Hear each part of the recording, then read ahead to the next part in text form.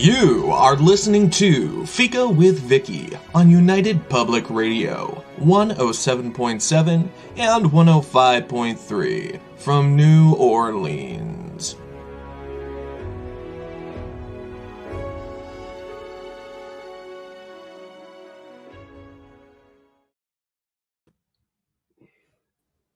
Hello, everyone, and welcome to Fika with Vicky. We're welcoming author and fairy medicine person, more about that later, back to Fika today. If you were here for Daniela's last visit, you'll know how much I love the freshly released. I have the book, A Fairy Path. In fact, I can't imagine reading this book and not loving it. And of course, some of that love will transfer to Daniela. I know that mine did. This time, however, we're going to focus on Where Fairies Meet, a reference guide to parallels between Irish and Romanian fairy traditions. It is part of the Pagan Portal series of books, and these books often, always, not only provide you with the insightful ideas and conclusions of the author, such as Daniela, but also gives you all the references that they used so that you can hunt them up, find them yourself, and come to your own conclusions. Imagine that independent thinking. Daniela is taking full advantage of her own independent thinking and speaking as she grew up unable to do so because of the authoritarian regime. So thank you for sharing some of those thoughts with us today, Daniela, and welcome to Fika.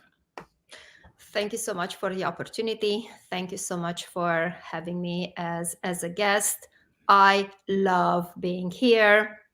As a matter of fact, I have returned right after having done that first episode together, and we left so many questions unanswered and subjects untackled. So here we go today again.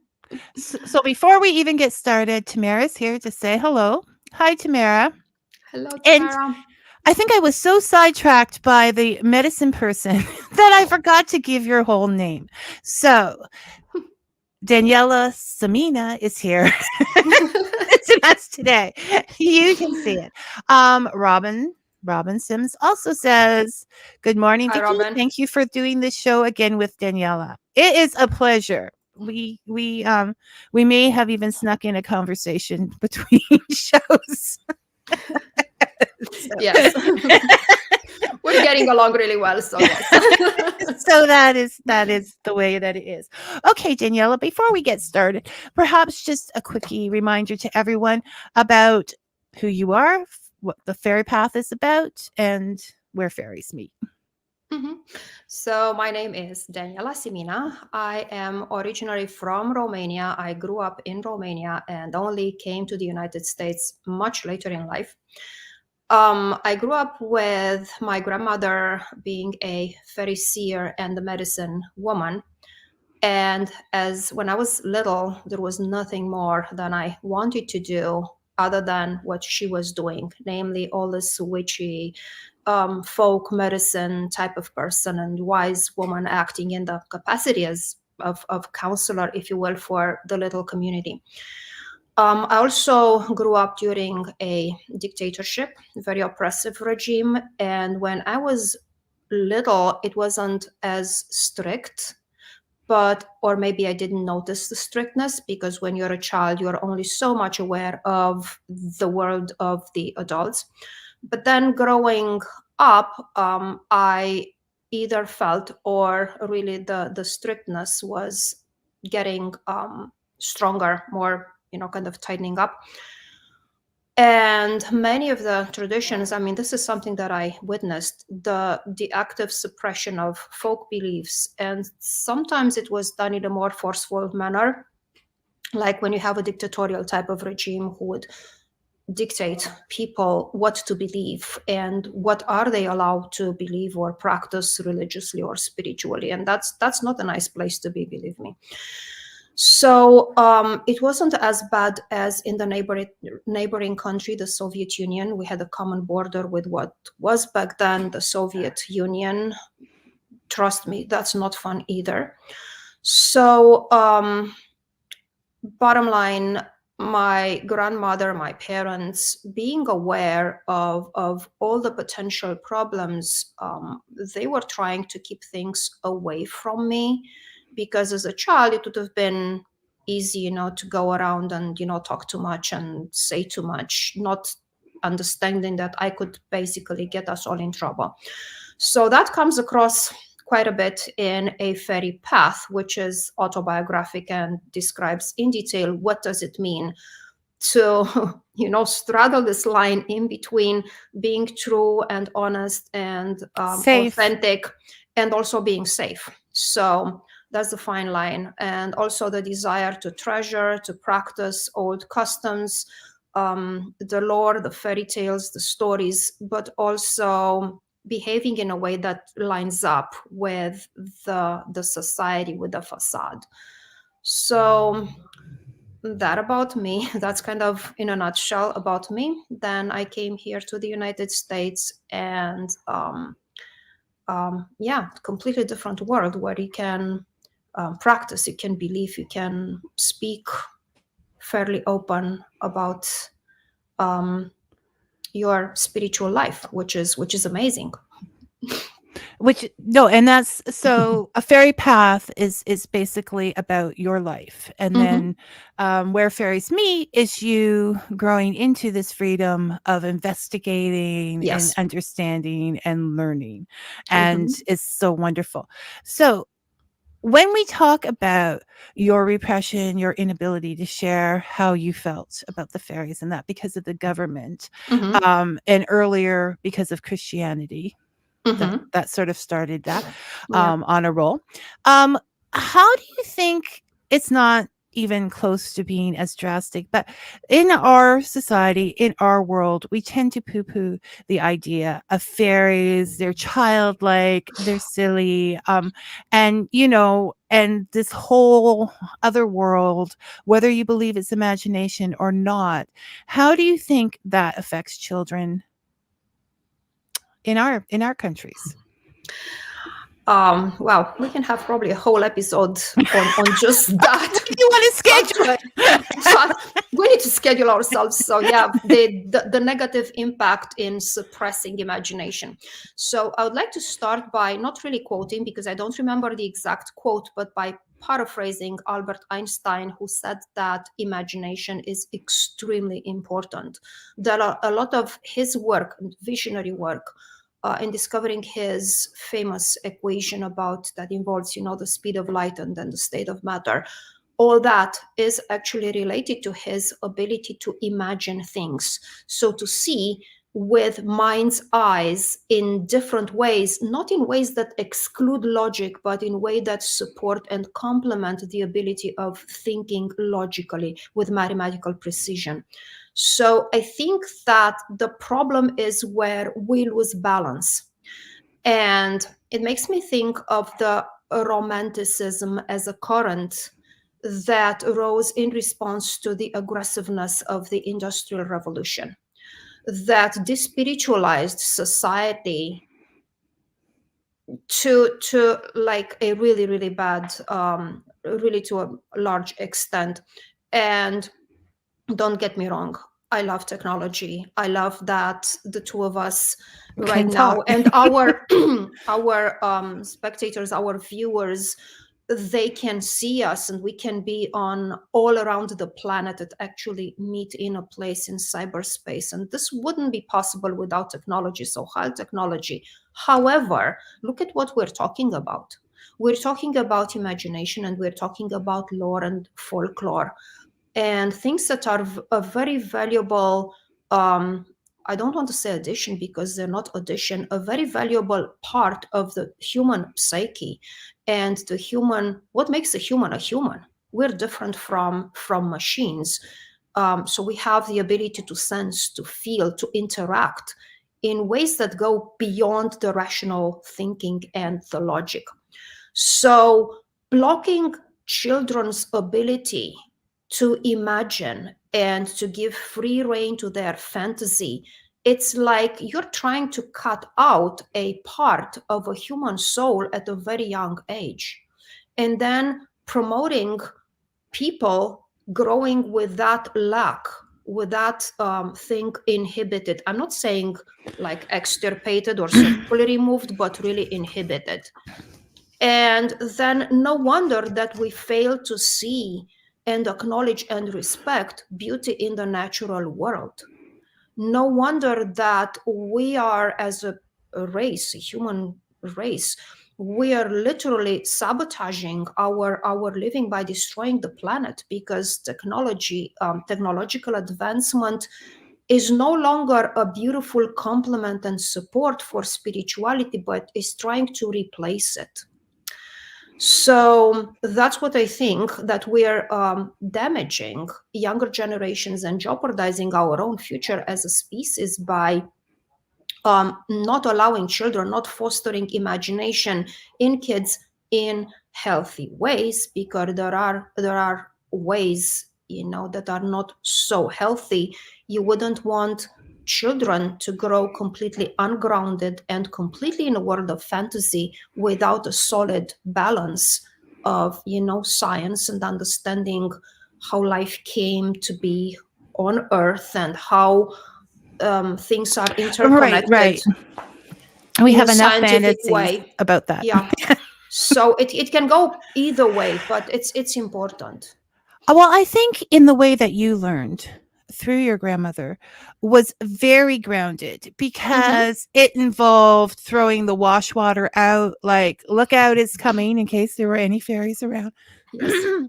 It involved the daily. I think this is what we've adopted from the spiritualities, the religions that we know, that it's very perfect, but it's not that real person in the house, sweeping and being careful not to sweep away anything that you shouldn't. Like, everything that's real and to us has a meaning in that world. So I think that keeps it grounded, the folklore and the whatever, I think.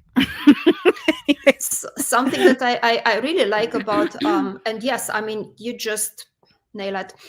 When spirituality becomes part of everyday life, you don't have to go to specific temples or sacred places, I don't know where, and travel thousands of miles. That sacredness, those beings, because we're talking specifically about fairies, those spirits of places, they are wherever you are. They inhabit a world that it's close to ours, I would say, not only parallel, but intertwining, adjacent.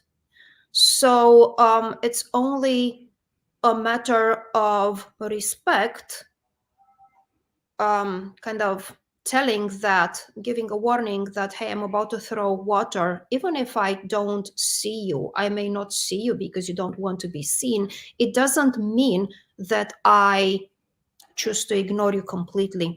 And I'm wondering, in a different paradigm, how many things that we do not see physically, but they're still there, like microbes. You don't see them unless you have a microscope, or teeny tiny organisms in the backyard that are under leaves. The fact that something is not immediately visible, it doesn't mean that doesn't exist. And if I may add a little bit to this, fairies are so many, and this takes us into people being dismissive and poo-pooing. Oh, that's children's stuff. For a while, before, in like the 19th century, when people realized that there are germs carriers of disease, people didn't know where disease come from. So when this Austrian guy, Semmelweis, scientist, doctor, came in with the idea that there are teeny tiny organisms, that are crawling around, and you get them on your hands, and that's what carries disease, they wanted to put him in a straitjacket because they thought he lost it. However, shortly after, we have microscopes, and then we have electronic microscopes, And here is some of us, it's like, hey, I told you, there really are teeny tiny things, that are carrying disease and get us all sick, like epidemic proportions. So we don't know what we will be able to measure in the future. We ended up developing the ability to see with infrared spectrum. We don't know what else we will be able to see in the future. And here we go, having like a Zoom type of encounter with the beings from another world, from another dimension, aka fairies. So we don't know where technology will be 100 years from now, or maybe sooner. So there are people. yep, so there are people. Where are they? Okay, what was that? Where were we? I don't know. So don't poo-poo be fairies. dismissive. And don't be Yep. dismissive because we don't know. You mentioned another thing about can someone, Dave would like to know, can someone explain why fairies keep hiding his socks and why? That's actually my problem. Since I do. But okay, let's go there. There's quite often in our lives something will disappear. And then we'll look and we can't find it. Now, that happened once in the old days when I had an iPod for my music, the little music, and I can't function without music in my ear when I'm doing housework, right? And I couldn't find it. And then one day, 3 weeks later, it was on the side table, right? It just appeared. And I felt like, okay, maybe I was supposed to be paying attention to something besides music, and Yeah. But you tell us in your expertness, why do fairies play tricks on us and hide things like that? Yeah, I wouldn't call myself an expert. I'm still I'm still learning. So okay, after a lifetime of this, I am still learning. So I'm still in training. Excellent. I'm still that young. Okay, maybe not so young Fairy Seer in training. But yeah, what is your opinion? Well, yeah, I do have opinions. We can talk about that.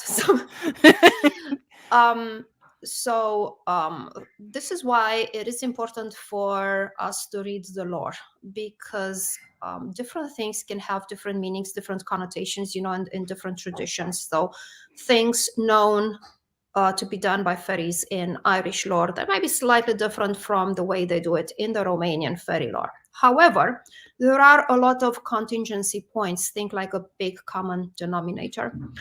And hiding things seem to be one.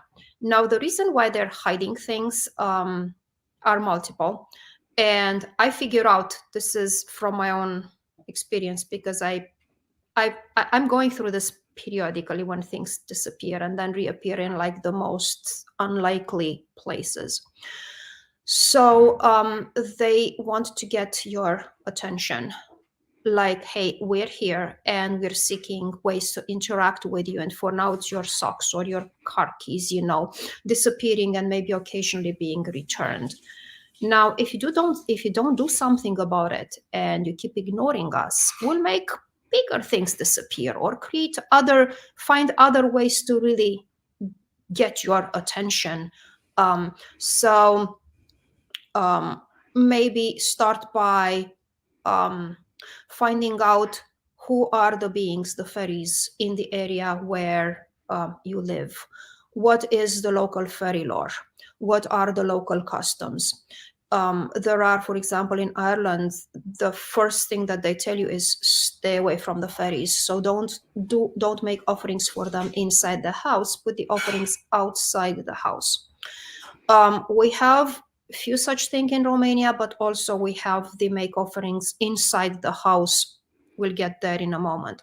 So search what is typical of the beings that you live in the area where you live. There are fairy beings and spirits that dwell in homes, in houses, and they like to be acknowledged.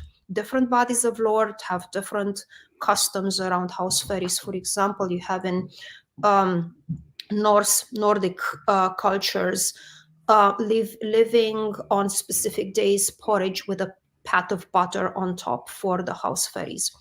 There is the custom of living out a saucer of milk for the house fairies or what have you. So mine like to be acknowledged that way. And oftentimes when I'm having my coffee, I'm just going to scoop a little bit and have in a small dish that I keep right here on the mantle for the house fairies. So that's one thing, start building a relationship. And then while reading, informing oneself about the lore of the place that you live, you learn more about their motivations of around getting a person's attention. Maybe they want offerings. Maybe, I don't know what's, I cannot speak for everyone's spiritual path, but maybe they have assignments for you. Like in my case, they wanted me to write, and here I am writing. So maybe they're inviting you to pick up certain aspects to complement your current spiritual path. I'm just making this up. Maybe there's a divination component. Maybe they somehow nudge on your psychic abilities, so just crossed my mind. So there might be a message there, and worth exploring, investigating, because this usually opens up very nice pathways in someone's spiritual life. Well, you have spoken on the fact that you have a contract. You feel you have a contract with the fairies, and we'll get more into that. I just want to take Robin's comment here because I didn't know this. Growing up in Newfoundland as a kid years ago, Robin grew up in Newfoundland. He should have lots of opinions. I have heard old stories of fairies disguised as birds who would lure children into the woods, only never to be seen again. Have you heard of such stories like this, Daniela? You hear that I'm nodding here about, my head's about to fall off, from a nodding. Story about this, Daniela. I have, so that happened to me, and it wasn't a bird, it was in human form. And I also read, and I was like really embarrassed to talk about it because it's so tongue-in-cheek. Like this fairy being comes around and tries to lure me into the woods. So I was, I don't know, 8-ish years old. So that's in the book. And fortunately, so there's a fortunately there, because I'm here and I'm talking, but I could have been not. So then my grandmother gave me a fairy 101, like protection, so you don't follow beings into the woods. I had the experience of lights, and we can have like a whole episode and discussion on lights. I do not personally believe that fairies per se are lights, but they can, since we're talking here about beings capable of crossing between realms. My understanding, my personal take, is that on fairies being able to energetically shift and really condensate, really contract their whole energy to the size of a ball of light. That's my explanation. So I had that happening twice, once in Romania and once right here in my backyard. So like a wisp? Recent. So like a wisp, but it was like floating, like a group of them, and it like golf balls, I would say. Okay. And it's like floating in the air and like pausing on a tree and then moving on to another tree and moving on to another tree. So I had it twice. There is lore about fairies. So there is one instance that comes from Scottish lore where I heard about a fairy, a woman who actually died, well, not really died, was kidnapped, taken into fairy, and she was able to return to see her ex-fiancé in form of a bird. And interesting, I read Barbara Rieti, whose PhD thesis is based on fairies in Newfoundland. It's called Strange Terrain. And it's fantastic. And she talks about children being lured away by fairies, usually looking still like children. So that's the more that I'm common. That's the one that I'm most accustomed to hear. Fairies appearing like humanoids. I have no doubts that they can appear like animals luring people away, like birds luring people away. Yeah. Totally so we were actually discussing that before the show. We do that. Tamara says, yes, I was told by my grandmother, do not accept food, drink, favors, or dance with fairies. My grandfather, sorry. He was born in New Brunswick and said they are real. Their culture is not black and white. Their culture is gray. So being good or cruel is all okay. That's exactly what I grew up with. So in one nutshell, I mean, in a nutshell, I was told the same. You don't accept, food or drink, because once you take food or drink from them, and if you're on their side, then you are trapped there forever. Irish fairy lore, Scottish fairy lore says the same thing. There is an exception there, namely when one of the fairy kings or queens, when one of the monarchs actually offers you food and drink, and it could happen, in a trance state, if you're doing like shamanic type of work and you're journeying or doing trance work and you end up in fairy or go purposefully on fairy, and you're interacting with their monarchs and they're offering food and drink, then it's very impolite to refuse. Usually there are no strings attached to that, but as you said, there's neither black nor white. Everything is in shades of gray, many of them. There is also the Norse, the Germanic culture, where the belief is that food and drink given by the elves, by the Alfar, it's good to receive. So again, it's very important to know who are the beings Know you're your dealing fairies. with. Know your fairies. Yeah. And they're not, I want to add here, they are not necessarily, how to say, you can interact with fairies from another culture even if you're not on the geographical territory of that space. Like fairy travel with people who relocated to the New World. They left Europe, they came here, fairies travel along. So there's plenty of evidence about this. So yeah, see with whom exactly are you interacting with, because there might be changes and adjustments to take that into account. And that's why there's so many similarities in the stories in Absolutely. Newfoundland and Nova Scotia, etc., Mhm. as in Ireland and Scotland, and because of the huge immigration numbers Mhm. that came from there. And Mhm. also, like in Nova Scotia, we were at a park whose name I can never pronounce. And pronunciation problem, people. But there was the sign for the little people of the Micmacs, and we went to hear a storytelling about them as well. So even though there are similarities, there are also differences between these different Mhm. and so that was actually one of the questions. One of the endearing things I found in reading Where Fairies Meet was that once a year, the fairies will go to human households and sit by their fire and read their books. And I just like, what is the date? I want to be prepared for this.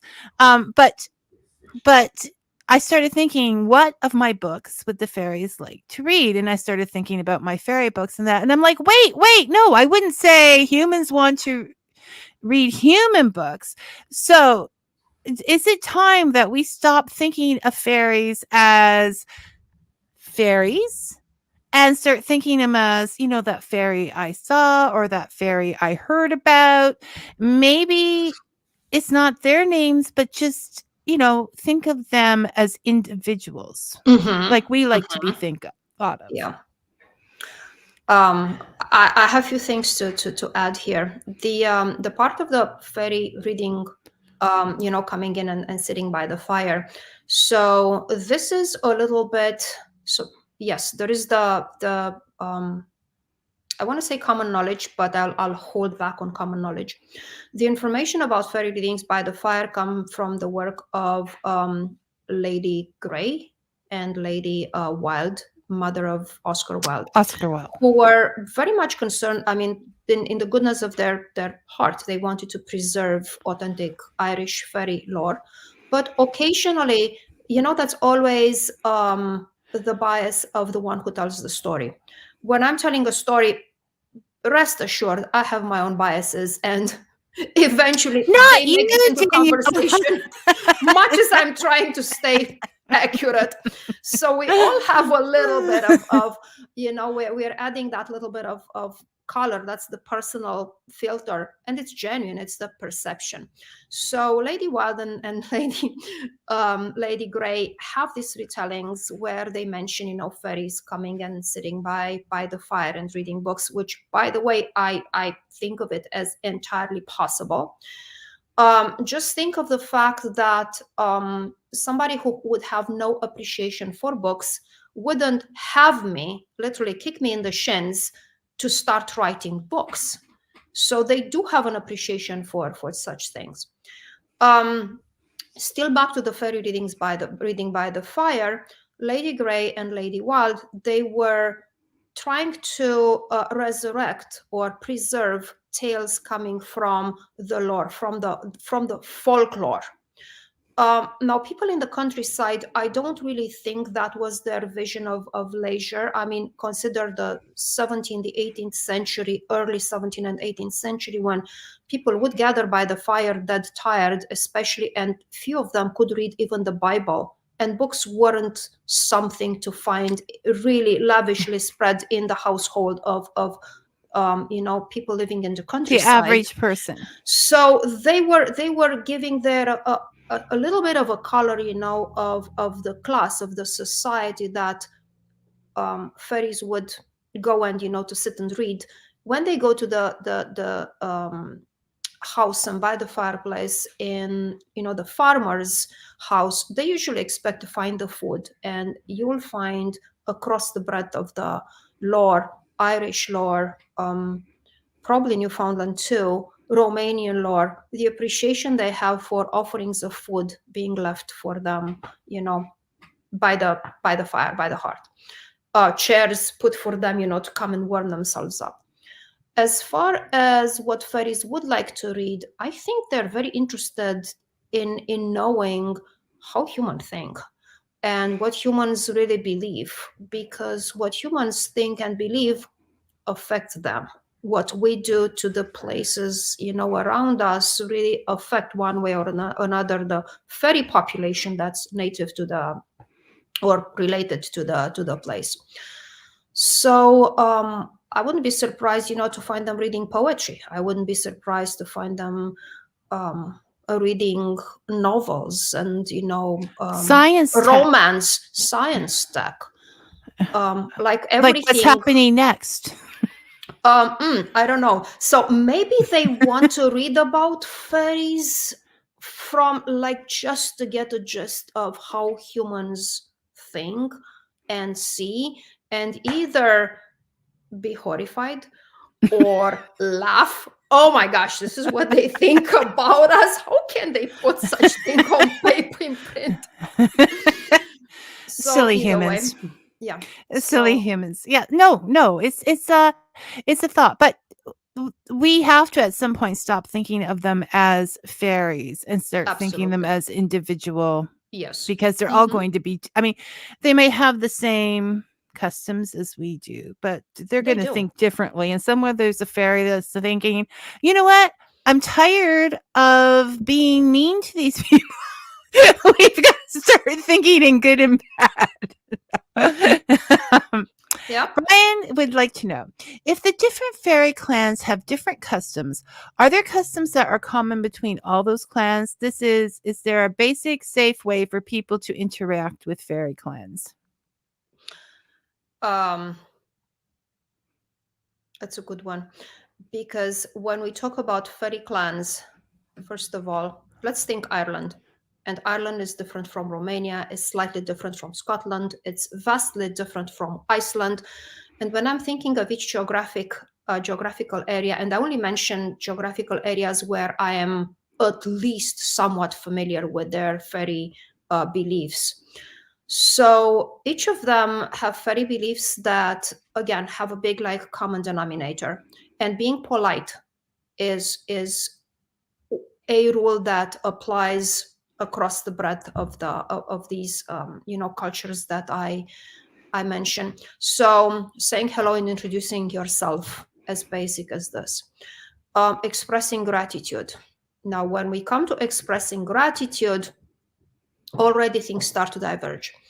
There is no problem in saying thank you. For example, if you're interacting with the elves, with the Alfar, That's my primary fairy population that I interact with, the Alfar.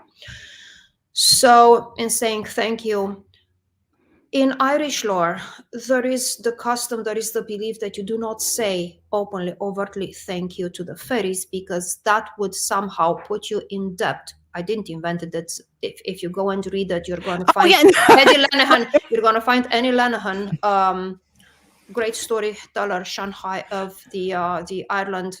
That's what Yes, he does. yes. You make sure that you don't use this exact phrase, this exact wording, thank you, because that puts you in a sense in debt to them, and you do not want to be in debt to the fairies, because they will come and redeem that debt whenever is convenient to them, not to you, and in whatever form is suited for them, not to you as a human.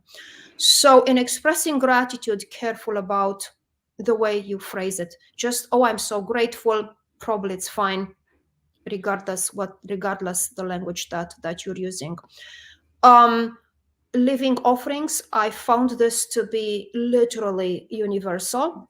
The only difference would be what specifically the fairies that you are trying to establish a relation with, or you want to be in the good graces of. What do you offer? Some things are more universal, like offering fresh water, offering fresh fruit, offering something that is a baked good, milk and dairy. All European cultures are very fond. Fairies from all European cultures are very fond. And there's a lot of lore that explains the why. Let's save it for another episode because it's long. So Daniela's coming back. So you know I'm coming back. So we can talk about offerings and how and why, like in different regions, even within the same country, in the same culture. There's a lot to know. So you can't go wrong with anything that's fresh produce and water. There are, being culturally sensitive, I know that there are nations, indigenous nations, that do not appreciate offerings of alcohol, both themselves and the fairy beings that are associated with the culture. I know others who don't really care about, you can offer alcohol. I was told by native people to live for the spirits of this land, live in the United States. So for the spirits of this land to offer cornmeal and tobacco and fresh water. And when I'm offering to the spirits that are native of the area, I go outside and live some cornmeal and tobacco and fresh water, and that is for them. And separately, I'm pouring the offerings for my elves. So, to summarize, saying hello and thank you and introducing yourself and not acting entitled. We are so badly conditioned since childhood that fairies somehow own something to us humans, and you just go there and the good fairy would come, make a wish, and they're gonna dump on you everything you wish for. And that's not the case. If you look into the I'm not saying it's never the case, but if you look into the fairy lore, you'll see that this is rarely the case. So not acting entitled, being nice, being polite, offering things that you believe they will appreciate, and offer before requiring, and when requiring, careful what you require so it doesn't become an unpaid debt, because you don't want that for yourself. Now, for technique, I have seen pour it in a glass. I have seen people pour it onto the ground. Either or? Either or. Again, okay. I saw offerings being made through the fire, because offerings aren't always food and drink. For example, I saw people crafting something or writing a poem specifically for a fairy queen or fairy king, and then ritually light up a small fire and burn it and let it, that fire basically carry it into the other world, the essence of what you have created being transferred. I know of offerings being poured inside fairy mounds, wherever the hollow hole was in the mound, people would pour either food or other offerings inside the mound. I'm either pouring in Norse tradition, there are the elf cups. So these are stones with indentations. Mm-hmm. And food and drink is oftentimes left in these hollows. And it's going to stay there for as long as it's going to stay there until either some bird or some animal is going to eat it after the good people, the Take fairies, the essence out of take it. the essence. Yeah. So when you leave offerings outside, please be careful what you put out there, Well- so it's not going to poison the wildlife. Well, it's not only that. If you live in an urban area, you don't want to be leaving a lot of foodstuffs outside because there are rodents that some people love, but can cause a lot of trouble, and you don't want to attract them, right? So Yeah. we have to be Yeah. cautious of rats and things like that. Yeah, unless I'm willing to offer shelter to a large family of rats, I'm not going to put the food really close to my house. It's like, yeah, it's out there, enjoy, but no. Right. So there's carefulness in this, but there's also talk that you can offer a song if you're a musician. You can offer an episode of your talk show if you're Here's on our talk offering. radio.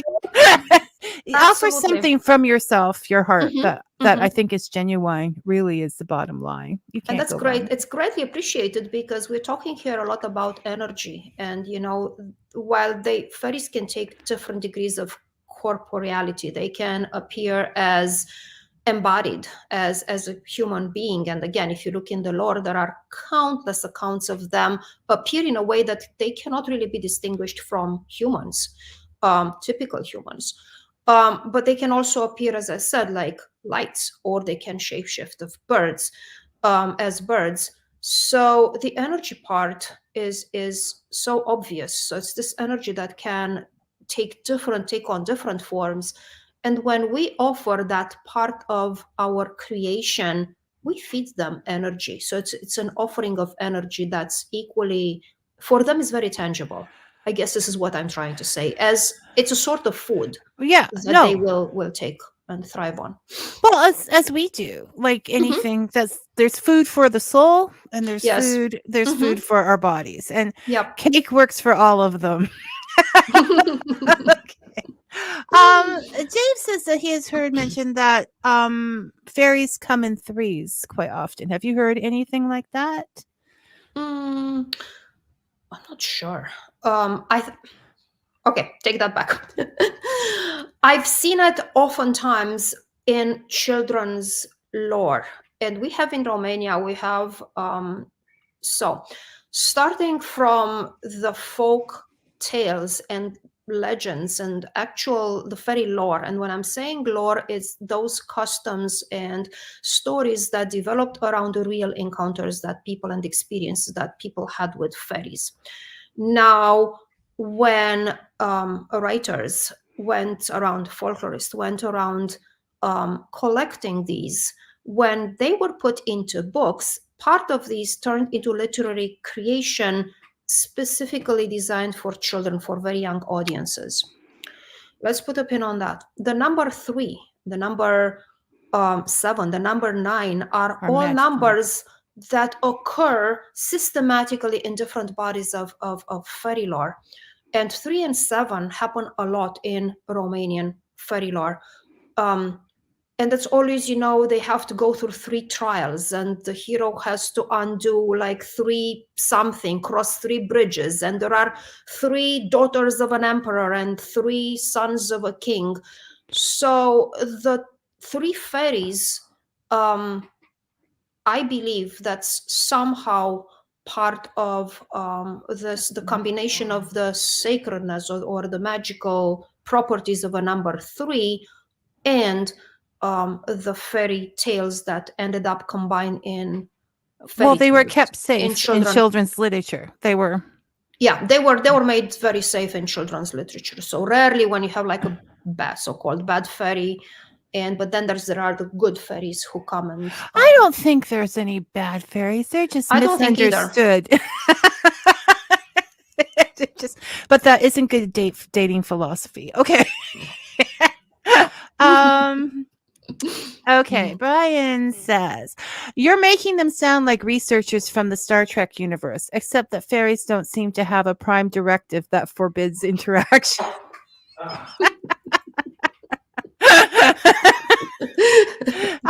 You know, perhaps fairies don't like rules for themselves. I mean, they I do think have, that they do have yeah, they rules, have. and for example, they have. I think that our understanding. Okay, we have different standards for good and bad. Just think as humans versus other populations. For example, what's good for me as a hunter when I go hunting may not be good for the deer if what I go hunting for is deer. So sometimes interests appears conflicting, and they are conflicting. Sometimes there is competition, but oftentimes there is a lot of collaboration. And we see fairies bestowing gifts upon people who demonstrate courage, who show themselves, like behave with dignity, with considerate, but also with dignity. Who knows, who are smart. So basically, they will praise value where there's value to be praised. They tend to be a little bit more in extremes in terms of reward and punishment. Sometimes their punishment may seem extreme by our standards, but this goes again to our understanding of good, bad, and values. As I mentioned earlier in the example, if I go hunting, for me it's going to be a fabulous day. If I'm coming back with a deer, for the deer, that's not going to be a great day. So But then there's sometimes misunderstanding. It would be a great deer for oftentimes, the deer if they need culling and there's too many of them. And so we don't always understand yes, what the fairies are doing for us. that's that exactly. So that's the matter of balance, and that's only brings to my mind the Yellowstone wolves when they're being reintroduced, because before that there's just deer, that rodent, this population, that grazing population and rodents, and there was basically the vegetation was disappearing. That's it. And Everybody says the they poor deer, reintroduced but they destroy the poor everything. deer, and the poor deer literally were destroying the habitat, and then they brought back the wolves, and now there's this beauty of vegetation and flowers and colors in spring, and that's a balance. None of them get too many, none of them, the numbers of the population numbers are keep each other in check. So I believe there's a lesson in it for us Well, as and well. they've been alive a long time, and they've dealt with a lot of people, and patience has got to be wearing thin at this point. Like, I feel for them. All right. Robin would like to know, what are your thoughts, Daniela, of the collection of thousands of mummified fairies and old world oddities found in the basement of Thomas Maryland's London home in the 1960s? So much as I hate to burst bubbles, so to this date, to the best of my knowledge, and I was discussing it with archaeologists and with people involved in the field of cultural anthropology. So to this date, there hasn't been any authentic mummified or otherwise buried body of any fairy or fairy being. Think leprechaun. I'm not being ironic. Leprechaun as a fairy being or other kinds of fairy beings, neither big nor small. There have no. We don't have anything like this literally found. What we have instead is a plethora of fake and put there to create sensation, and sometimes done with gosh, that's hurts even saying, to convince people to believe into the reality of fairy, which those creating this artifacts, because they're artifacts, those creating these artifacts, they do not realize that us who actually believe in fairy have to suffer even more from the ridicule and being then pointed fingers at, you see, that stuff that you claim it's true, it's actually a scam, and these scams always end up being revealed. Something that I want to say, however, there has been a shoe. Somebody found a tiny shoe I mean, not that tiny, so like a shoe, small size shoe, in a field, and so it's in Ireland, and it showed signs of tear and wear, as if it were, wore by someone who left it or discarded it. And there's been a lot of research done over it, and nobody seemed to, because the people who are interpreting and analyzing it, none of them is a true, genuine, fairy believer, so they don't really want to put that hypothesis So they're just forward. saying nothing. But they're saying, like, we don't know, this is too big to be made for a Victorian era doll that were like very nice, they had all those garments, Porcelain. everything was like a miniature replica of grown up, like real person clothing. It cannot be, because it's worn. This looks like somebody walked on it, and the doll wouldn't walk. So it's too small. Nobody with the way it was sewn, what kind of, so there's a lot of, and the materials that it was made of. What's that called again, Daniela? For So it was a shoe. So I don't remember right now off the top of my head. If it doesn't say like the London shoe or something. No, it doesn't. So if you look up fairy shoe, okay. Fairy shoe, right, yes. I'm going to go through a couple more comments, and I don't even know why I sent a show sheet to you this week. Okay. We're kind of on it. I know. Okay, now we're in the fruit belt, so this could be Tamara says you can plant fruit trees for them, but you cannot collect the fruit after it belongs to the fairies. Okay. I have the answer for that. So it depends. So if you have fruit trees and they're in a place that's known to belong to fairies, like, the saying, you don't go, it's not a saying actually, you don't go to mow the grass onto fairy hills, you just let them be. You don't go to collect or pick up branches, from trees that grow onto fairy hills or into fairy spaces. You don't do that, no matter how ripe, how nice the fruit is there. If you dedicate a space to fairies, and you plant their fruit trees, then you're not going to go and pick up fruit from those trees. The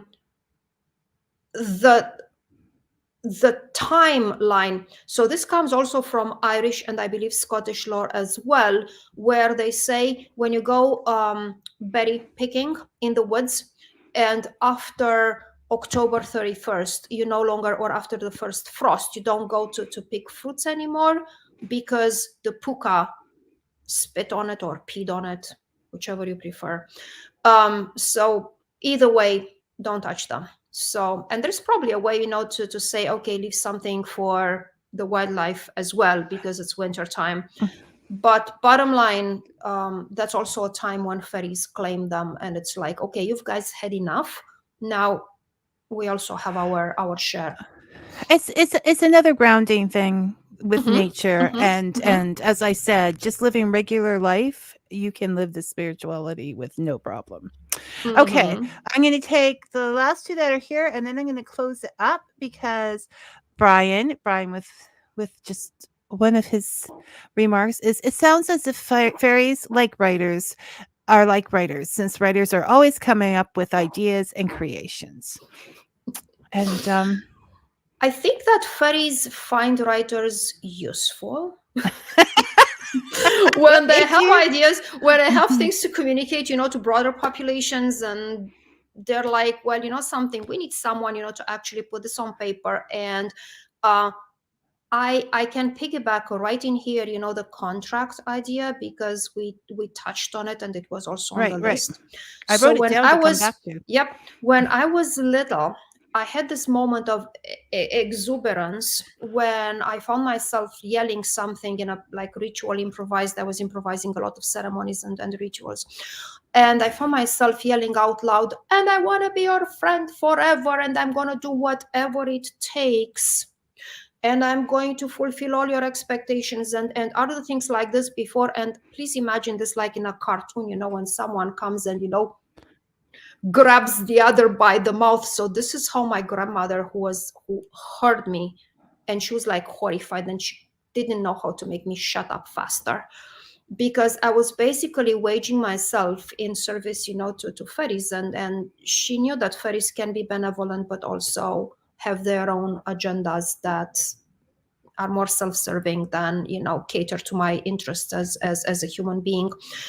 So I had no idea at this moment that I actually did put myself under a contract. And they kept tab on me for 40 years. 40. For 40 years. Until, I'll make the story very short, until it became clear that I have to write these books, and there's stuff that they want people to know. And I was the voice. I was like the, I was their microphone, to. But have you considered that's why it was so difficult for you to keep quiet about it, more so than maybe other children, because you knew in your heart you were supposed to be sharing this?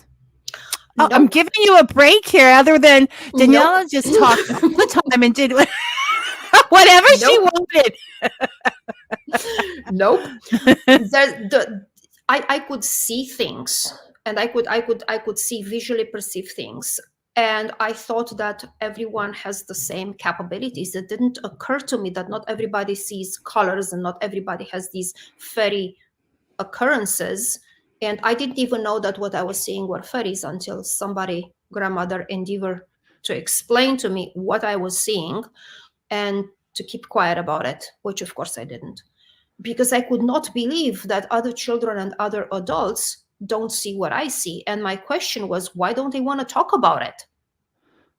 No, it would be like anything that you saw. Like, let's explain this. Let's put it in its, when you're a kid, everything has to be filed in its little, because that's how knowledge builds, right? Yep. Okay, I'll file it here and I'll file it there. And you were not able to file it. Nope. And that's actually what left me with a lifelong thirst and curiosity and desire to know, but how are the fairies there, and how are there, and how are in this culture or in this culture. So that really marked me for life, and I ended up writing about them. And this, I think, is a very important part for people to understand that a child's question left unanswered is going to have results later on. Okay. You can't just ignore the questions. Answer those questions. I don't care how you answer them, just answer them. Answer your children's questions, and bear in mind that the answer you give is going to put them on a possible trajectory in the future. So you don't have to answer immediately. Just say, just a minute, go have a coffee, think about it, and come back. Think about all the possibilities. Okay, we're going to end with this one, and then because I'm sort of curious. Okay, do fairies, trolls, gnomes, leprechauns get along, or do they tend to stay away from each other, or do they wage battles sometimes? All of the above. So you have even the same kind of fairies in the same kind of, cultural context. So there's a lot in the Irish lore telling about people witnessing fairies, fairy-like armies, troops, and battling, fighting over whatever, or sometimes just for sport. They usually, get along. There's no reason, for contention in between specific fairies and trolls. It looks like they're less likely to step onto each other's toes. I never heard of conflicts between water horses and, I don't know, the puka, which are Irish beings. So, or between Romanian, we have there two types as well. Zune, known to be more benevolent, and Yele, known to be not so fond of humans. But among them, I haven't heard of any kind of clashes. So I think it's circumstantial. I have heard in Romania about fairies fighting among them, each fairy being more attached to a human community. And when human communities were in somehow contentions or litigious situations, the Big fairies themselves sides.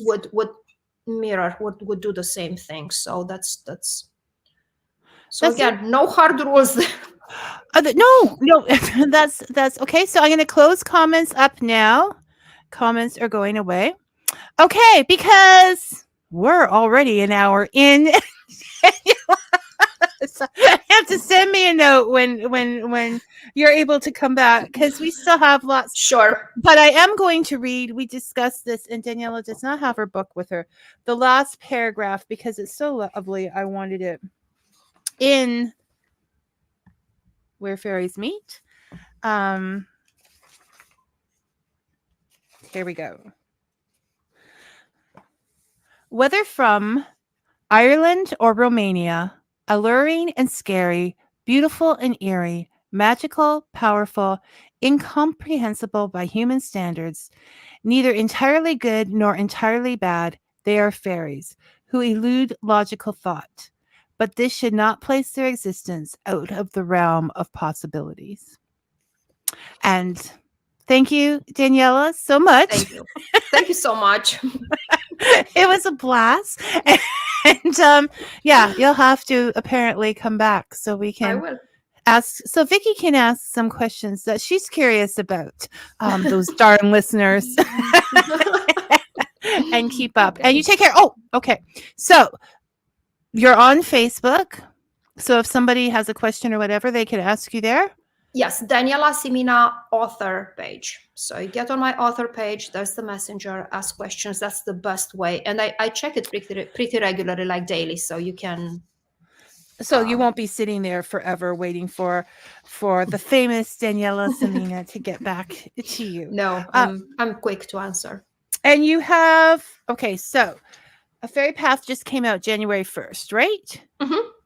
This Yes. will have you laugh, cry. It's everything, and it's real, but it doesn't read real.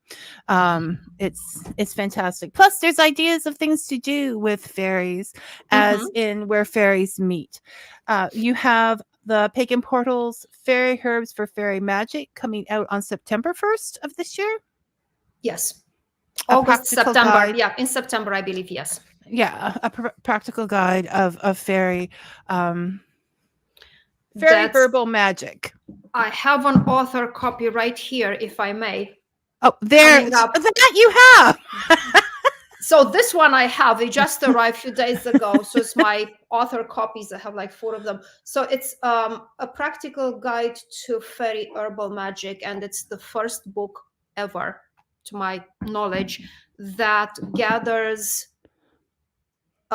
like 40 something plant materials and discusses water and other things in strict relationship to fairy magic.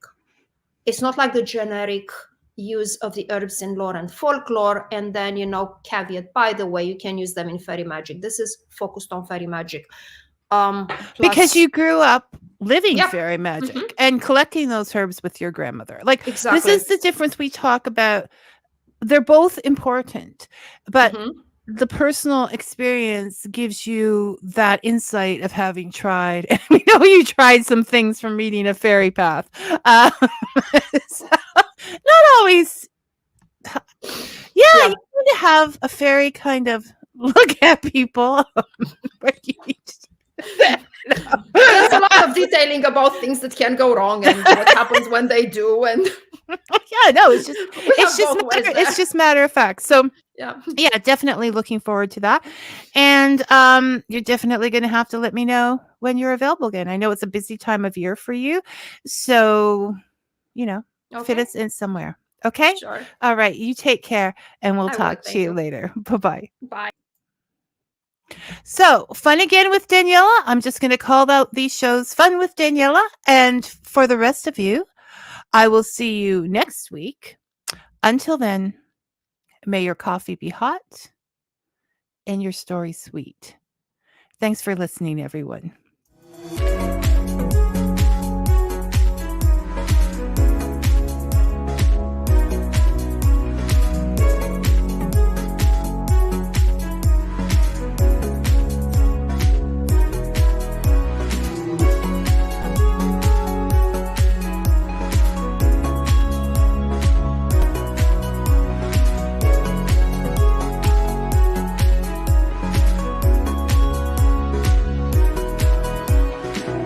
You are listening to Fika with Vicky